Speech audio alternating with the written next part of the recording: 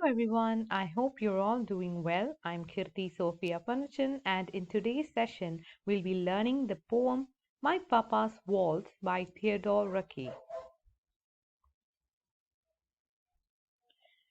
Theodore Roethke was an American poet, and he is regarded as one of the most accomplished and influential poets of his generation. He won the Pulitzer Prize for Poetry in 1954 for his book The Walking, and he has also won the National Book Award of Poetry on two occasions. That is, the first one was in 1959 for the work Words for the Wind, and posthumously in 1965 he received the same award for the work The Far Field. His work was characterized by its introspection, rhythm, and natural imagery. He taught at the University of Washington for 15 years. As I've mentioned earlier, he has won a number of awards, which include the Pulitzer Prize for Poetry, National Book Award for Poetry, and all the books and years have been mentioned over here once again.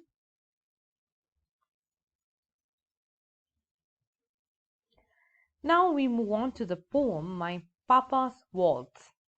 This poem was first published during 1942 in Hearst magazine. Later, in other collections including 1948 anthology, The Lost Son and other poems, we could see this poem. The poem takes place sometime during the poet's childhood, and it features a boy who loves his father but is really afraid of him. It deals with the theme of family, relationships, conflict, fear, and love. This poem draws from the poet's relationship with his own father. My Papa's Waltz is considered as Roethke's best work. Now let's go through the poem My Papa's Waltz. The whiskey on your breath could make a small boy dizzy, but I hung on like death. Such waltzing was not easy. We romped until the pans slid from the kitchen shelf. My mother's countenance could not unfrown itself. The hand that held my wrist was battered on one knuckle. At every step you missed, my right ear scraped a buckle. You beat time on my head with a palm caked hard by dirt, then waltzed me off to bed, still clinging to your shirt. So that's the poem. Now we'll go deeper into the poem. My Papa's Waltz by Theodore Roethke is a surprisingly dark poem. It depicts a possibly abusive father who waltzes his son to bed. So it actually describes the complicated relationship between a father and a son through the metaphor of a dance. So we'll look at each stanza. In the first lines of the poem, My Papa's Waltz, we could see, the whiskey on your breath could make a small boy dizzy, but I hung on like death. Such waltzing was not easy. So here the speaker describes the sights and sounds and feelings that the waltz has evoked in him.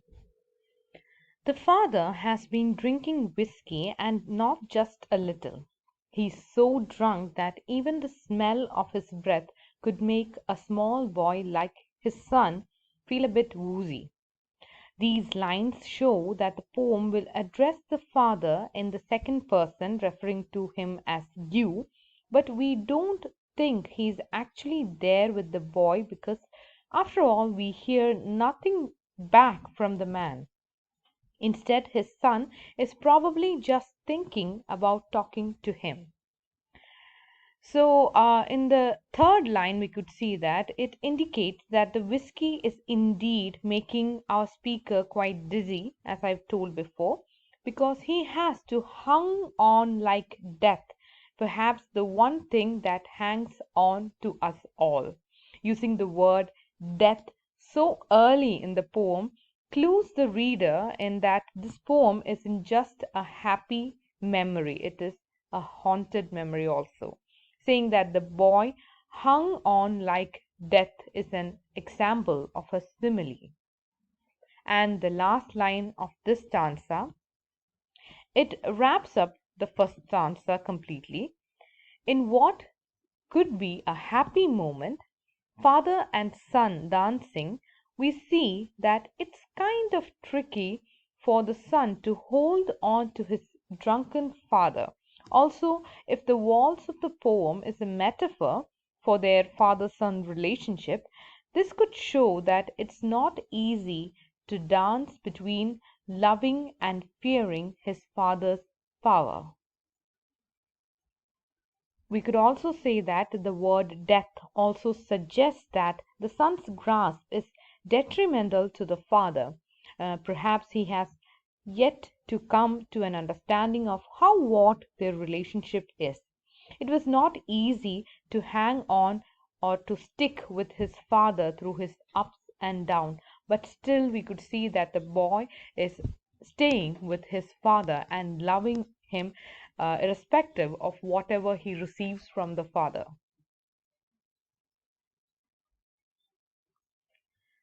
Moving on to stanza 2. We roamed until the pans slid from the kitchen shelf. My mother's countenance could not unfrown itself. So, in this stanza, we come to know that this is not a quiet, stately waltz, but a romp, quite a hoot. This pair is making so much commotion that the pans are falling off the shelves and probably providing quite a chaotic soundtrack. These lines also give us a setting in the kitchen.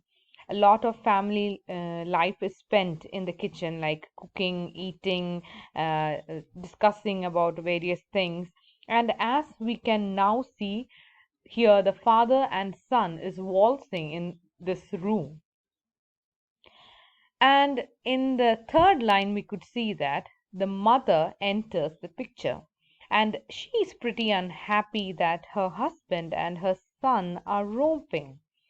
Maybe because they are making a mess of the kitchen, because kitchen is a place where all the mothers spend most of their time cleaning and cooking and all, and they expect that place to remain clean and tidy. And here we could see the mother is no different. She wants the kitchen to be neat and tidy, but here the father and son is making a chaos over there. So, countenance means face or expression, and saying that her face couldn't unfrown itself is just another way to say that she couldn't stop frowning. She was frowning the whole time. She was irritated. She was angry, seeing that her husband and son is making a mess in the kitchen. It could also mean that her face is physically frowning, but inside she's smiling. So either she's just playing a role of disapproval when she's really or she really wants to chuckle, or she's actually upset about what's going on. Some people think that she couldn't be really upset because she doesn't speak up to stop the waltz, but this could mean something else. She might not speak up because she's too scared of her drunken husband. Speaking up might not help, and it would get her injured also. Maybe he'll come and beat her, and also maybe that would lead to another big problem, and hence she is remaining silent. We could think it either way round. So that's stanza number 2. And I hope today's session was fruitful for you all. If you like this video, do give it a big thumbs up and subscribe to my channel. See you again in the next session. Bye bye.